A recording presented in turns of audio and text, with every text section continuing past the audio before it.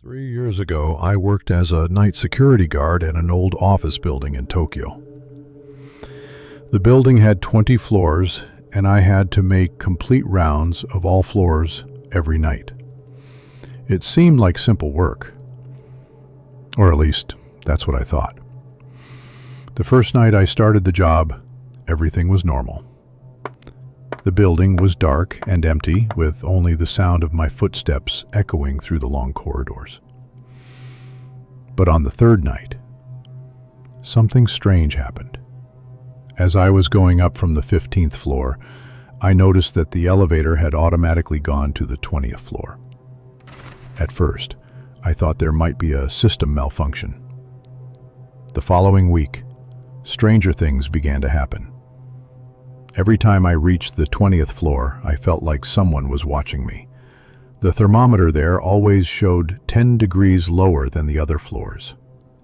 One night, as I was shining my flashlight on the walls, I saw a human-shaped shadow on the wall. But when I turned around, no one was there.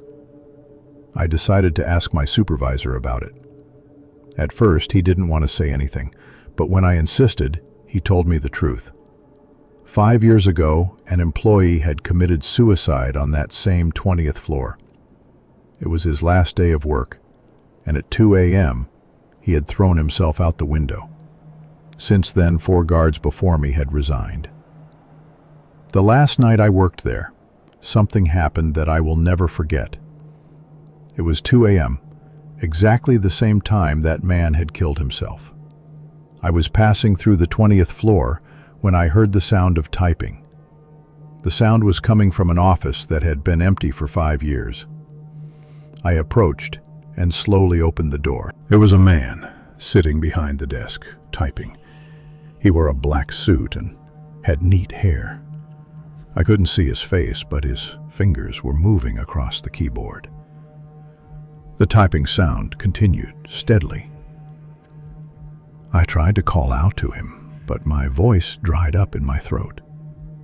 Suddenly, the man stopped typing. He slowly turned his head. Where his face should have been, there was only darkness. 2 deep holes instead of eyes. His mouth was completely black, like an endless tunnel. For a few seconds that felt like hours, we stared at each other. Then he stood up. His height was taller than a normal human, almost reaching the ceiling. He started walking toward me, but his steps made no sound. At that moment, I realized I shouldn't be there. I ran toward the elevator and kept pressing the ground floor button. When the elevator opened, I looked back. The man was standing right behind me, so close that I could feel his breath on my neck. But his breath was ice cold. The elevator doors closed, and I waited in the parking garage until morning. That night was my last night of work. I never found out what that man wanted, but I'm sure it wasn't the ghost of the dead employee. It was something else, something that fed off his death.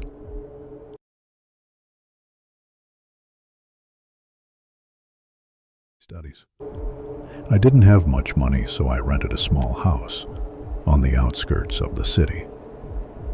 The landlady was an elderly woman who spoke little English. When I signed the lease, she said something strange. "Don't go to the basement at night. I locked it to keep you safe." I thought she meant there were gas pipes or something dangerous down there. The house had 2 floors. I stayed on the upper floor, and the basement was locked. The first few weeks, everything was normal. The house was old and made the usual sounds, wind in the windows, pipe sounds, and such things. But after a month, I started hearing sounds from the basement at night. At first, I thought it was the sound of mice or small animals. But the sounds were regular, like someone walking. Every night at 11 p.m., the sound of footsteps would start and continue until 3 a.m. One night, I decided to go tell the landlady. I went to her house, which was 5 houses away. When I knocked, her face went pale. She said, "You heard sounds? I told you not to go to the basement." Then she started speaking fast Romanian that I couldn't understand. A neighbor who spoke English translated for me. He said the landlady was saying the house was cursed. 30 years ago, a family lived in that house. Father, mother, and 3 children. One winter day, neighbors noticed that no one had come out of the house for several days. Police came and broke down the door. The entire family was dead, but not from illness or murder. They were all in the basement, as if they had been waiting for something. On the basement wall, there were writings in blood, but no one could read them. It was a strange language, like ancient symbols. After that, anyone who stayed in that house would disappear after a few months. Police searched many times, but found nothing. The landlady said she only rented the house to people who promised not to go to the basement. That night, I returned home, but I could no longer sleep. The sounds got louder every night. It was as if someone was coming up the stairs, but never reached my floor. One night at 2 a.m., I heard the sound of a key turning in the basement lock. I got up and quietly went downstairs. The basement door was still locked, but I could hear footsteps from behind the door. I approached and put my ear to the door. I heard heavy breathing and the sound of murmuring. It wasn't Romanian words, it was another language. Suddenly the sound stopped. Complete silence fell. Then, slowly, someone started knocking from behind the door. 1 knock, 2 knocks, 3 knocks. Then silence. This repeated until morning.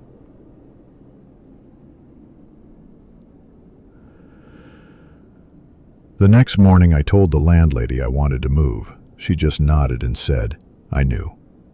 She took the basement key from her pocket and showed it to me. The key was completely rusted, as if it hadn't been used for decades. She said, "I never opened the lock, but every night someone tries to come out." I left the house that same day. 2 weeks later, I heard another student had moved there. 3 weeks later, he also disappeared. Police searched the basement but only found strange writings on the walls and one other thing, fresh footprints in the basement dirt, as if someone had just passed through there.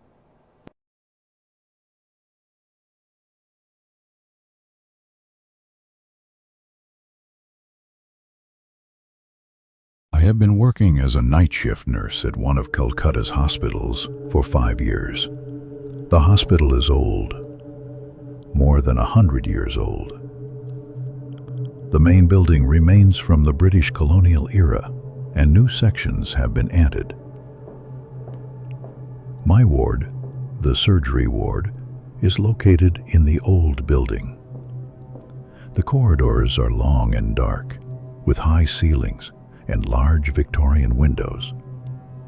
At night, when the lights are dimmed, It takes on a strange atmosphere. The first nights I worked, I saw strange things that I thought were due to fatigue. Shadows moved in the corridors. Footsteps came from empty wards. Sometimes I heard murmuring or crying sounds. But after a few months, I realized these things were real. One night, I was giving medicine to a patient in room 307. The patient was asleep and I was working quietly so as not to wake him. Suddenly, I felt someone standing behind me. I turned around, but no one was there. But the room temperature had suddenly become cold, as if the air conditioning had been turned on. Then I noticed that the patient had opened his eyes and was looking at the corner of the room. He couldn't speak from fear, just pointed his finger toward the dark corner of the room. I also looked there. In the darkness, I could see the shape of someone sitting on a chair. Short stature, white clothes, but the face wasn't clear. For a few seconds, all three of us remained motionless. Then the shape disappeared and the room temperature returned. The patient said, "Nurse, who was that?" I didn't know what answer to give. I said it might have been a shadow, but I knew it was something else. The next day I asked an older nurse. She said, "Strange things happen in the hospital, especially in the old building." She said room 307 was special. 30 years ago, a little girl had died in that same room. It was a simple surgery, but suddenly her heart stopped. Her family had said that the girl was scared before the operation and said she didn't want to be alone. After her death, patients in that room always said there was a little girl there who took care of them. The next week, something else happened. I was passing through the corridor when I heard children's laughter. The sound was coming from the empty waiting room. I went to see what was happening. The room was completely dark, but in the middle of the room, a child was sitting on the floor, playing with toys. I approached, but the closer I got, the more blurred the image became. When I turned on the light, no one was there. Only an old doll was lying on the floor. A doll I picked up the doll. It was like very old dolls with old clothes and braided hair. On the doll's dress, a name was written, Priya. The same name as the little girl who had died in room 37 30 years ago. From that night, wherever I went, I felt someone was with me. Patients also said things. They said a little girl came to their rooms at night and held their hands. They weren't afraid of her because they felt she wanted to help them. One night, an elderly patient who was very ill called me. He said, "Nurse, the little girl is here. She says my time has come." I looked, but I didn't see anyone. The patient smiled peacefully and said, "She's holding my hand. I'm not afraid anymore." In the morning, the patient had died, peacefully and without pain. The doctors said it was strange because they didn't expect him to die so peacefully. Now, for 5 years, I have known that Priya is in the hospital. She comforts sick children and accompanies adults who are dying. I'm no longer afraid of her.